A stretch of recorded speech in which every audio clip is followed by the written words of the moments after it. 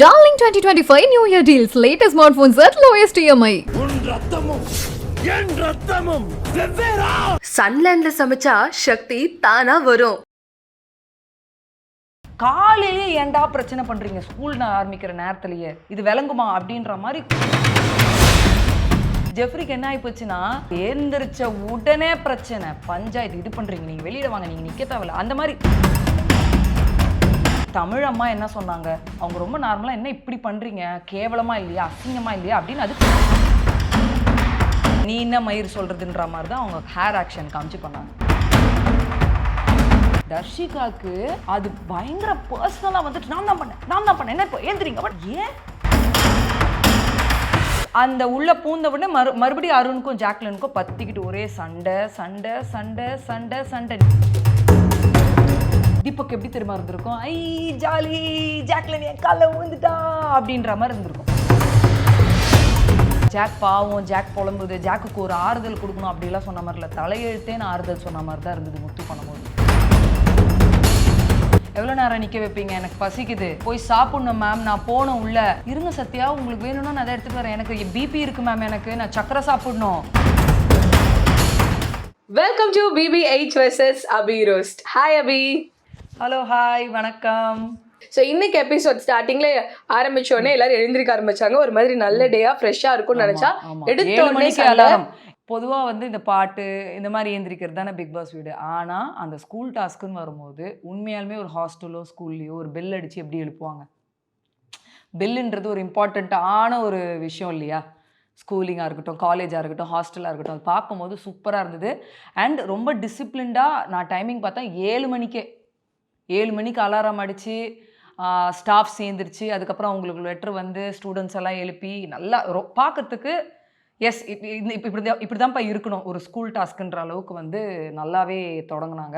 So ப்ளசண்ட்டான day start ஆகுதெல்லாம் பண்ணுதுன்னும் போது இந்த ஸ்டாஃப்ஸ்குள்ளேயே ஒரு கன்ஃபியூஷன், கார்டனில் வைக்கலாமா இல்லை மழை பெய்யுதே லானில் வைக்கலாமான்னு ஸ்டூடெண்ட்ஸ்குள்ளே லானா கார்டனா அதில் வந்து நம்ம ராணுவ வந்து ஸ்கோர் பண்ணுறதுக்கு சான்ஸ் கிடச்சிச்சு. ஏன்னா அவர் ஒரு பேக் பெஞ்சர் கொஞ்சம் மக்கு ஸ்டூடெண்ட் அப்படின்னோடனே சார் என்ன சார் கார்டனுன்றீங்க உள்ளன்றீங்க இதுன்றீங்க எங்கே சார் இது. ஸோ எனக்கு அந்த இடத்துல வந்து ராணுவ அப்படி பண்ண உடனே விபி நம்ம அருண் கேரக்டர் என்னப்பா ஆயிடுச்சுன்னா கொஞ்சம் அந்த கேரக்டர்லேயே ட்ரிகர் ஆன மாதிரி தோணுச்சு எனக்கு. ஏன்னா நேற்று தான் அவ்வளோ பெரிய சம்பவம் சமாதானப்படுத்துறது மொத்தமாக கண்ட்ரோல் எடுக்கிறது இந்த மாதிரிலாம் நிறைய போனோடனே காலையிலேயே ஏன்டா பிரச்சனை பண்ணுறீங்க ஸ்கூல் ஆரம்பிக்கிற நேரத்துலையே இது விளங்குமா அப்படின்ற மாதிரி கோவப்பட்டு ஏன்டா இந்த மாதிரி உயிர் எடுக்கிற பண்ணுற உன்னை கேரக்டரில் தானே இருக்கு சொன்ன கேரக்டரை தாண்டி எதுவும் பண்ணாத. எனக்கு அதுதான் சொல்லணும்னு தோணுச்சு. மற்றதெல்லாம் ஓகே, உன்னை கேரக்டருக்குள்ளே தானே இருக்க சொன்ன நீ ஏன் கேரக்டருக்கு வெளியில் அது சொல்கிறதுக்கு அருணுக்கு உரிமை கிடையாதுன்றது நான் ஃபீல் பண்ணுறது. And comparing to last week இந்த வீக் வந்து ராணுவ சூப்பர் இம்ப்ரூவ்ட் பயங்கரமாக கேமில் நல்ல இம்ப்ரூவ்ட் ஆகுது. அதுதான் சொல்கிறேன், நான் நேற்று கூட சொன்னேன் தெரிஞ்சு பண்ணுறாரா தெரியாமல் பண்ணுறாரா தெரியல, பட் நல்ல இம்ப்ரூவ்டு. கீழ் பாட்டமில் மேலே ஒரு 4th பிளேஸ்லையோ 5th பிளேஸ்லையோ இருந்த ராணவ் சௌந்தர்யாவுக்கு கீழே 2nd பிளேஸை பிடிச்சிருக்காரு அன்அஃபிஷியல் ஓட்ஸில். கரெக்ட். அதே மாதிரி ஜெஃப்ரியும் பாத்தீங்க அப்படின்னா ராணுவ மட்டும் டீல் பண்ணும்போது ஜெஃப்ரியா இருக்கட்டும் மஞ்சரியா இருக்கட்டும் சிவகுமாரா கூட இருக்கட்டும் இவங்க எல்லாருமே பாத்தீங்கன்னா தீபக்கையோ சத்யாவையோ டீல் பண்ணும்போது வேற மாதிரி பண்ணுவாங்க, இதே ராணுவ பண்ணும்போது வேற மாதிரி தான் அவங்க டீல் பண்றாங்க. அது ஒரு மாதிரி இவரை கார்னர் பண்ற மாதிரி தானே தெரியுது. எல்லாருமே அவங்க கேரக்டர் விட்டு வெளியில வரீங்க, ரொம்ப பர்ஃபெக்டா உங்க கேரக்டர் ப்ளே பண்ணிட்டீங்களா கிடையாது அப்படின்னும் போது ஒரு சக கண்டஸ்டன்ட் நீங்க எப்படி கேள்வி கேட்கலாம். அந்த கேரக்டர் தப்பா கூட போட்டோம்ப்பா, அது கேள்வி கேட்கறதுக்கு பிக் பாஸ் இருக்காங்க ஜனங்க இருக்காங்க ஹோஸ்ட் இருக்காரு. எனக்கு அதே மாதிரி நேற்று என்ன தோணுச்சுன்னா நானே சொன்னேன் நிறைய இடத்துல ராணுவ சத்யா சில பேர்லாம் வந்து கேரக்டர் விட்டு வெளியில் வந்து பிக் பாஸ் வீட்டில் இருக்கிற பர்சனல் கரேஜ் எல்லாம் பேசுகிறாங்கன்னு. ராணுவுக்கு என்ன ஆயிடுச்சுன்னா நம்ம ஏதாவது ப்ரூவ் பண்ணிக்கணும் நம்ம வேஸ்ட்டு இவங்களாம் நினைக்கிறாங்களே இவங்க முன்னாடி நான் நின்று காட்டணும் அப்படின்றதுக்காகவே நேற்றெல்லாம் கொஞ்சம் அவுட் ஆஃப் த கேரக்டர்லாம் வந்து கொஞ்சம் நிறைய ப்ளே பண்ணாரோ அந்த மைண்ட் செட்டில் அவர் இதெல்லாம் பண்ணுறாரோ அப்படின்னு எனக்கு தோணுச்சு. இவர் விபியாக கோவப்பட்டது நியாயம், அது நல்லா இருந்தது. ஆனால் அந்த இடத்துல நீ இந்த கேரக்டர் இவ்வளோ தானே இருக்கணும்னு நான் சொன்னேன் பண்ணுன்றது அது அருண் பண்ணியிருக்க வேண்டாம். அது மறுபடி ஒருத்தரை கண்ட்ரோல் பண்ணுற மாதிரி இருக்குது, ஒருத்தரோட கேமை கண்ட்ரோல் பண்ணுற மாதிரி இருந்துச்சு. சத்யா வந்து எனக்கு என்ன தோணுச்சுன்னா முந்தானத்தில் நல்லா கேரி அவுட் பண்ணுறாருன்னு தோணுச்சு. ஆனால் அந்த ஜாக்லின் சத்யா இவங்களோட ஆக்டிவிட்டிஸ் எல்லாம் பார்க்கும்போது சத்யா வந்து உண்மையாலுமே அவளோட கேரக்டரையும் தாண்டி பர்சனல் கிரட்ஜாக மூவ் பண்ணுற மாதிரி தோணுச்சு இந்த கேரக்டர்லாம். அண்ட் நம்மளுக்குமேப்பா பொதுவாக ஸ்கூல்லேயே இருக்கட்டும் வீட்லேயே இருக்கட்டும் காலையில் எழுந்திரிக்கும் போது அந்த நாள் அந்த ஒரு கொஞ்ச நேரத்துக்கு பிளசண்டா இல்லைன்னு வச்சுக்கோங்களேன், மொத்த நாளும் இரிட்டேட் ஆயிடும். ஜெஃப்ரிக்கு என்ன ஆகி போச்சுன்னா, ஏந்திரிச்ச உடனே பிரச்சனை, பஞ்சாயத்து, இது பண்றீங்க, நீங்க வெளியில வாங்க, நீங்க நிக்க தேவையில்ல, அந்த மாதிரி. இந்த லெட்டர் டாஸ்க் கொடுத்தாங்க. ஸோ எனக்கு தெரிஞ்சு அதுவுமே எல்லாரும் பெர்ஃபெக்ட்டா பண்ணாங்க அப்படின்னா கிடையாது. ஸோ தீபக்கோடத பார்த்திருப்பீங்க உங்களுக்கு. தீபக் நல்ல ஃபன்னு. இந்த லவ் லெட்டர் டாஸ்க் எல்லாம் வந்து தீபக் செம்ம சுவாரஸ்யமா பண்ணியிருந்தாரு. ரஞ்சித் சூப்பரா பண்ணியிருந்தாரு. தர்ஷிகா தான் வந்து சொதப்பிட்டாங்க. அண்ட் தர்ஷிகா அது இன்னொன்று ஆட் ஆன் பண்ணணும்னு நினைக்கிறேன். ஆனி, நான் உங்களுக்கு ஒன்று கேட்குறேன். நீங்கள்லாம் காலேஜ் தான் முடிச்சுட்டு தானே வந்திருக்கீங்க. உங்க காலேஜில் ஹார்ட் போட்டு உங்க க்ரஷோ யாரோ அவங்க பேர் போட்டிருந்தா, சப்போஸ் மேனேஜ்மெண்ட் பார்க்கல, அப்படி பார்த்தும் கண்டுக்காம இருக்கிறவங்களும் நிறைய இருக்காங்க. பட் மேனேஜ்மெண்ட் பார்த்து கேள்வி கேட்கலாம்ல, இது யாரு, எதுக்கு இந்த மாதிரி எழுதியிருக்கீங்க பண்ணியிருக்கீங்கன்னு மேனேஜ்மெண்ட் கேட்கலாம். அண்ட் நான் சொல்கிறேன், கேட்கணும். நான் என்ன கேட்குறேன், நீங்கள் லவ் பண்ணுறது இதெல்லாம் வந்து அவங்க இது உங்களோட personal, unless it is public in your college or school. Tamil அம்மா என்ன சொன்னாங்க அங்கே, அவங்க ரொம்ப நார்மலாக என்ன இப்படி பண்ணுறீங்க, கேவலமாக இல்லையா, அசிங்கமாக இல்லையா அப்படின்னு, அது பொதுவாக அது என்ன அர்த்தத்தில் கூட சொன்னாங்கன்னா, விஷாலோ தர்ஷிகாவோ பண்ணாங்கன்னு கிடையாது, மற்ற யாரோ பண்ணியிருக்காங்க போல இருக்கு, எதுக்கு இவங்க பேர் எழுதி போட்டு இதை ஸ்கோர் பண்ணணும், தப்பு, மேனேஜ்மெண்ட்டாக நம்ம இதை நியாயம் கேட்கணும்னு அதுக்கான விட்ட வார்த்தை தான் அது. தர்ஷிகா பயங்கர பர்சனலாக எடுத்துக்கிட்டு உடனே ஒரு டீச்சர்கிட்ட அப்படியே பேசுவாங்க, அவ்வளோ ரூடாக போய் அந்த இடத்துல நான் ஸ்டூடெண்ட் அல்லாமல் தர்ஷிகாவை பார்த்தா உள்ளே போய் அழுகுறாங்க, பண்ணுறாங்க, எல்லாம் நடந்துன்னு இருக்கா. இங்கே சம்மந்தமே இல்லாமல் நம்ம வர்ஷினி மேடம் இங்கே ஏற்கனவே கேள்வி கேட்டு, ஸ்டாஃப்ஸ் கேள்வி கேட்டு ஸ்டூடெண்ட்ஸோட அவ்வளோ பஞ்சாயத்து போயிட்டுருக்கு. ஆல்ரெடி ராணவ் தான் கூட்டிகிட்டு போய் போட்டு கொடுத்தது, பாருங்க இதன்ட்டு. அங்கேயும் நீ தான் பண்ணியிருப்பியா, அது பண்ணியிருப்பியான்னு ராணவ் அங்கேயும் ஒரு டார்கெட்டு. அவர் வந்து போட்டு கொடுத்தது குத்தமான ஆயிட்டார். அந்த இடத்துலையுமே எனக்கு வந்து ரொம்ப ராணவை டார்கெட் பண்ண மாதிரி தான் ஃபீல் ஆச்சு வர்ஷினி. ஏன்னா இவங்க ஒரு விஷயம் பண்ணுறாங்க, அங்கே வெளில வந்துட்டு சீ யார் இதை பண்ணுது, சீப்போ அப்படிலாம் சொன்னாங்கன்னு சொல்லி தர்ஷிகா வரும்போது, நீங்கன்னு தெரிஞ்சிருந்தா சீப்போன்னு சொல்லியிருப்பேனா, நீங்கன்னு தெரிஞ்சிருந்தா சீ கியூட்டுன்னு சொல்லியிருப்பேன்றாங்க. ஸோ அப்போ ராணவ்னா சீப்போ, தர்ஷிகானா சீ கியூட்டா? பொதுவாகவே வந்து ஸ்டாஃப்ஸ்க்காக இருக்கட்டும், பிரின்சிபலாக இருக்கட்டும், நம்மளுமே படிச்சுட்டு தான் வந்திருக்கோம். ஒரு கோவத்தில் நம்ம எங்கேயோ ஒரு இடத்துல தவறு பண்ணுறோம், அது லிமிட்டை மீறி போகுதுன்னா ஸ்டூப்பிட், இடியட்லாம் வர வார்த்தைகள் தான். ஓகேவா, சரி, அது முடிஞ்சிருச்சுன்னு பார்த்தா உடனே ராணுவ கிட்ட போயிட்டு இப்படியெல்லாம் பண்ணாத, இதெல்லாம் எனக்கு கிடையாது, எதுக்கு இது, அதுனா நான் என்ன ஆக்ஷன் சொல்கிறேன்னு உங்களுக்கு புரியுதா? ஸோ அது என்ன, நீ என்ன மயிர் சொல்கிறதுன்ற மாதிரி தான் அவங்க ஹேர் ஆக்ஷன் காமிச்சு பண்ணாங்க. அங்கேயே போய் மாட்டிக்கிட்டோடனே அப்படியே க்ரௌடு கூட்டிட்டாங்க ஸ்டூடெண்ட்ஸ். அது வர்ஷினி பண்ணது தப்பு தானே அபி? தப்பு தான். ஒன்று அந்த பொண்ணு சைலண்டா பொம்மை மாதிரி உட்காந்துக்குது, அப்படி இல்லைன்னா இந்த மாதிரி வார்த்தைகளை விடுது. இதுதான் போன வாரத்துலேருந்தே பண்ணிட்டு இருக்கு. இந்த மாதிரி சம்பவம் நடந்துனே இருக்கு. தர்ஷிகா வராங்க, தர்ஷிகா வரும்போது ப்ரொட்டஸ்ட் வந்து வர்ஷினி சாரி கேட்கணும் அப்படின்னு, வர்ஷினியும் சாரி கேட்டாங்க. நல்லது, வர்ஷினிக்கு வந்து மன்னிப்பு கேட்டது நல்லது. அதுக்கு நடுவில் இந்த பர்ஃபார்மன்ஸ் பார்த்தீங்களா, அன்ஷிதா ஒரு இடத்துல உட்காந்துட்டாங்க, சவுண்ட் ஒரு இடத்துல உட்காந்துட்டாங்க. ப்ரொட்டஸ்ட்டுக்கு என் மேலே பழிய போடுறீங்க, என்னதான் காரணம் காமிக்கிறீங்கன்னா, அவங்க ஒருத்தவங்க உட்காந்துட்டாங்க, நான் பண்ணலை, அதுக்காக நான் ப்ரொட்டஸ்ட் பண்ணுறேன்ட்டு. தமிழம்மா உட்காந்துட்டாங்க. உங்களுக்கு என்ன, பிரின்சிபல் வந்து மன்னிப்பு கேட்கணும்னா மன்னிப்பு கேட்பாங்க, ஆனால் நீங்கள் யார் பண்ணீங்கன்னு எங்களுக்கு தெரியணும், அந்தம்மா உட்காந்துட்டாங்க. அதுவும் நல்லா இருந்தது. ப்ரொட்டஸ்ட் தமிழம்மா பண்ணதுனால சவுண்டு இவ்வளோ பேசுகிறீங்களே, தைரியம் இருந்தால் சொல்லுங்கள் அப்படின்னு சொல்லி அவங்களும். தர்ஷிகாவுக்கு அது பயங்கர பர்சனலாக வந்துட்டு, நான் தான் பண்ணேன், என்ன இப்போ ஏந்திரிங்க, பட் ஏன் ஓவர் ட்ராமா, பயங்கரமான ட்ராமா.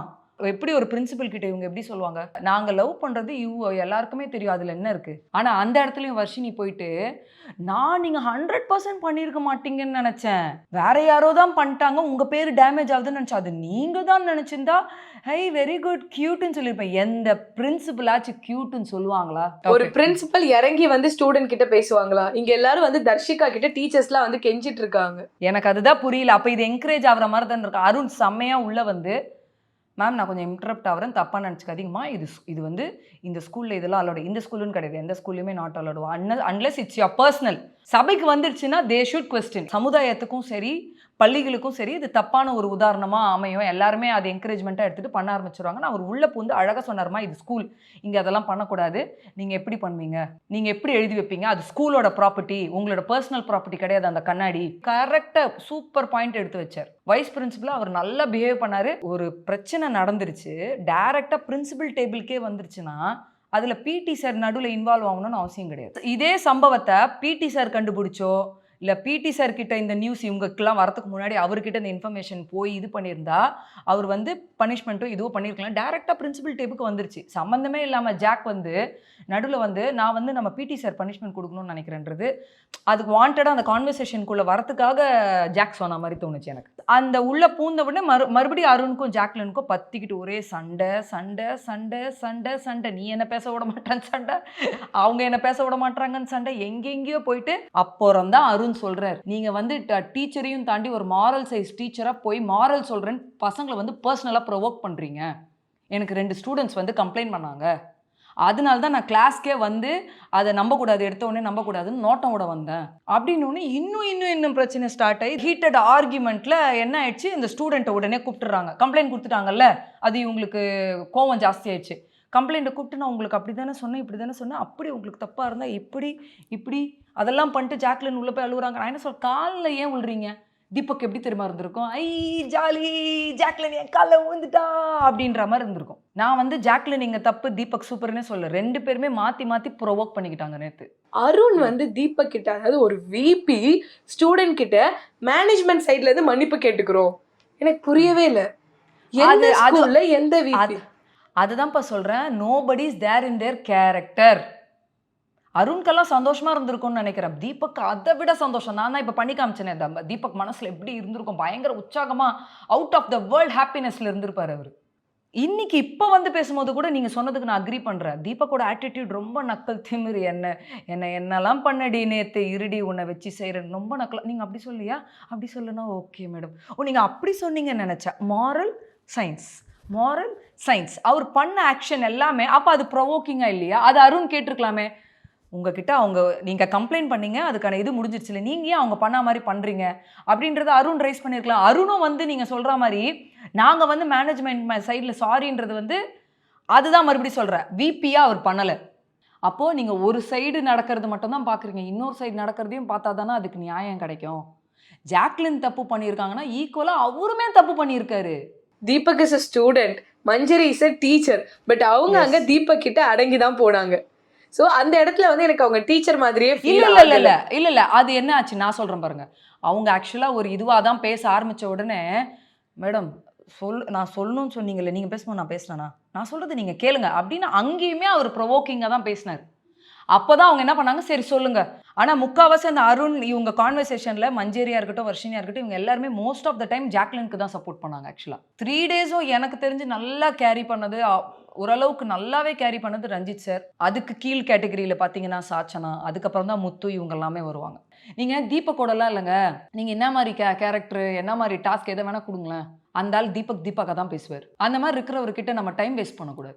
அண்ட் ஜாக்லின் எனக்கு அழுது ரொம்ப வெம்பி எதை பண்ணாலும் ஏதாவது ஒன்று சொல்றாங்கப்பான்ட்டு அந்த பொண்ணு. ஏன்னா நேத்து காலையெல்லாம் பார்த்தீங்கன்னா சீக்கிரமா எழுந்துச்சு சமைக்க ஆரம்பிச்சுது.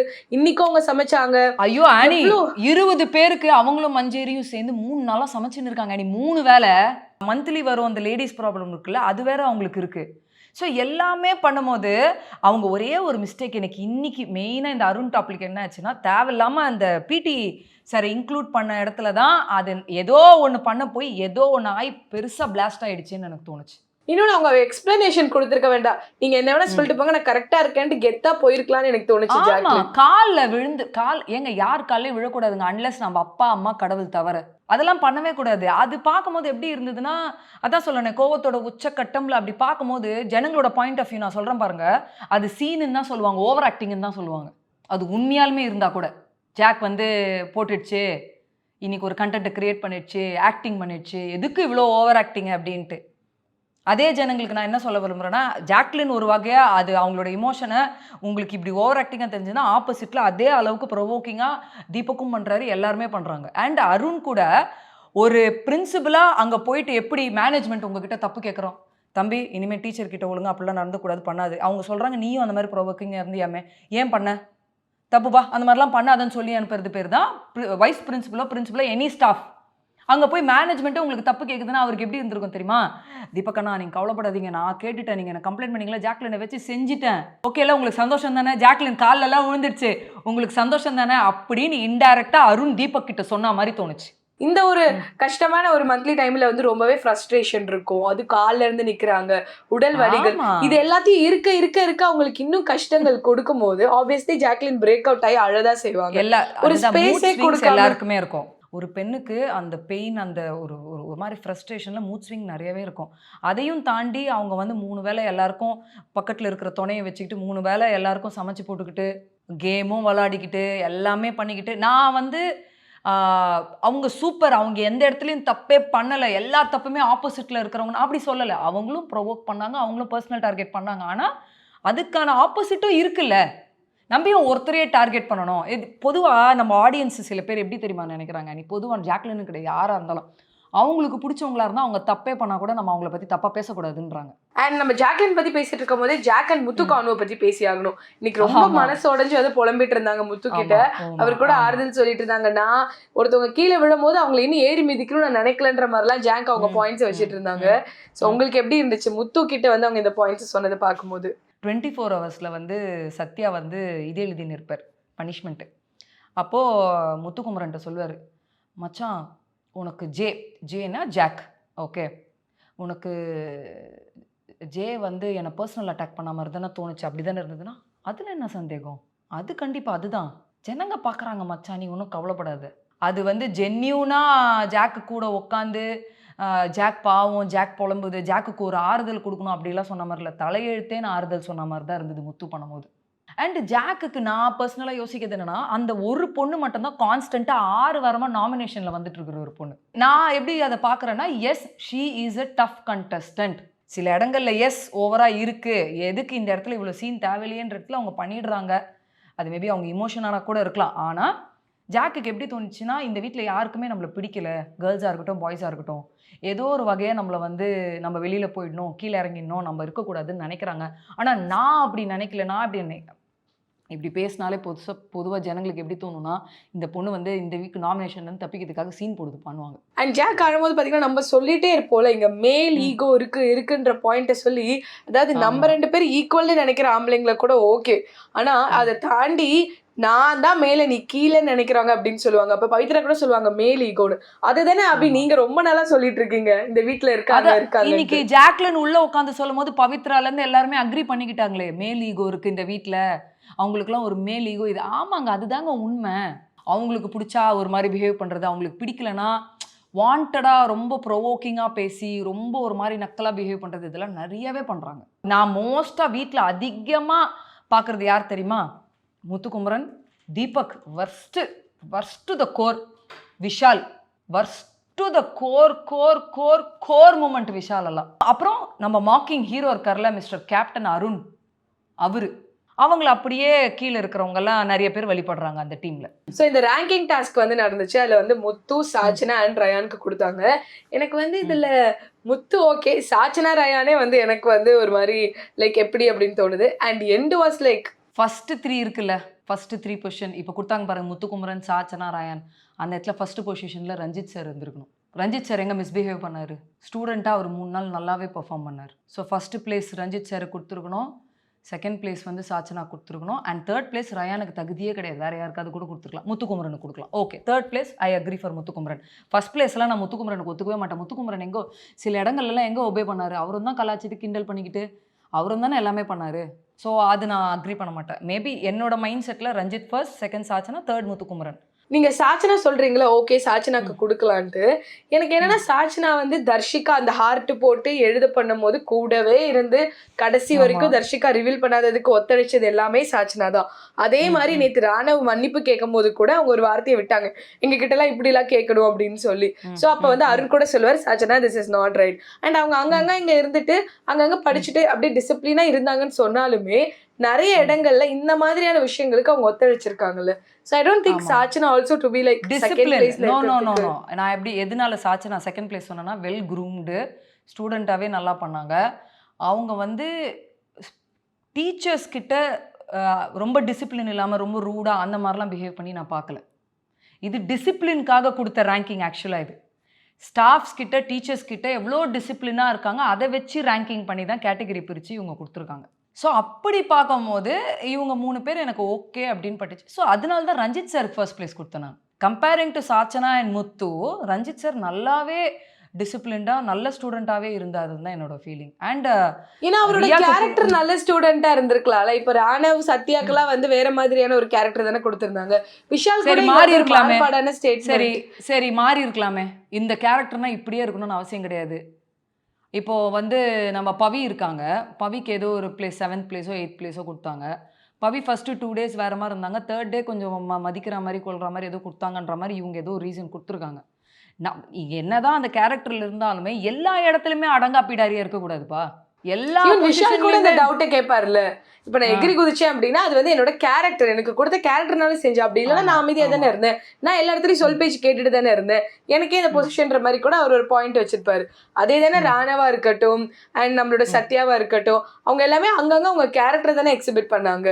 எல்லாருமே கேரக்டர் ஆகட்டும். அதையும் தாண்டி இந்த கிளாஸ் ரூமில் எக்ஸ்ட்ரா கலாய்க்கிறது, விளாடுறது, கிண்டல் பண்ணுறது. நானே உங்களுக்கு சொன்னேன், டே ஒன்லாம் ஸ்டூடெண்ட்ஸ் இப்படியா இருப்பாங்க ஒரு கிளாஸ் ரூமில், அது ஒரு டீச்சர் முன்னாடி ரொம்ப நியூசன்ஸாக இருந்ததுன்னு நான் உங்களுக்கு சொன்னேன் பார்த்தீங்களா. அதுலலாம் விஷால் நிறையாவே நியூசன்ஸ் பண்ணார். சத்யாக்கு வந்து என்ன சொல்லியிருக்காங்க, நீங்க வந்து யார் பேச்சும் கேட்கக்கூடாது, மொரடு பிடிக்கணும். நானே சொல்லியிருப்பேன் உங்ககிட்ட நேற்று 2 நாள் எபிசோடுக்கு முன்னாடி கூட, ஏரா இது நம்மளோட சத்யா இவ்வளோ இப்படி பிஹேவ் பண்றாருன்னா அதுதான் அவரோட கேரக்டர், அவர் கேட்கக்கூடாது, ரொம்ப இப்படிதான் பிஹேவ் பண்ணணும்.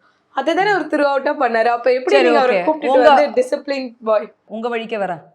டீச்சர் வந்து உள்ள வந்து பேசுறாங்களா அந்த மாரல் பத்தி பேசும்போது, அப்போ ஆஸ் அ ஸ்டூடெண்ட்டாக என்னை வெளியில் அனுப்புங்க, நான் வெளியில் போகிறேன்றாரு. அங்கேயே டிசிப்ளின் ஒன்று போச்சா ஆஸ் அ ஸ்டூடெண்ட்டாக. அண்ட் இன்னைக்கு உட்காந்து இந்த ரேங்கிங் இதெல்லாம் கொடுக்குறாங்க. ரேங்கிங் கொடுக்கும்போது 24 ஹவர்ஸில் டீச்சர்ஸ் வந்து கொஞ்சம் டைம் எடுத்துக்கிட்டாங்க. யாருக்கு என்ன கொடுக்கணும், மெடல் எல்லாம் சொல்லி முடிச்சாச்சு, மெடல் எல்லாம் கொடுக்கணும் எழுதிட்டு இருக்காங்க.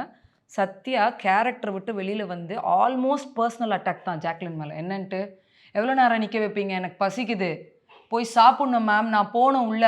இருங்க சத்யா, உங்களுக்கு வேணும்னா நான் அதை எடுத்துகிட்டு வரேன், எனக்கு பிபி இருக்குது மேம், எனக்கு நான் சக்கரை சாப்பிடணும்.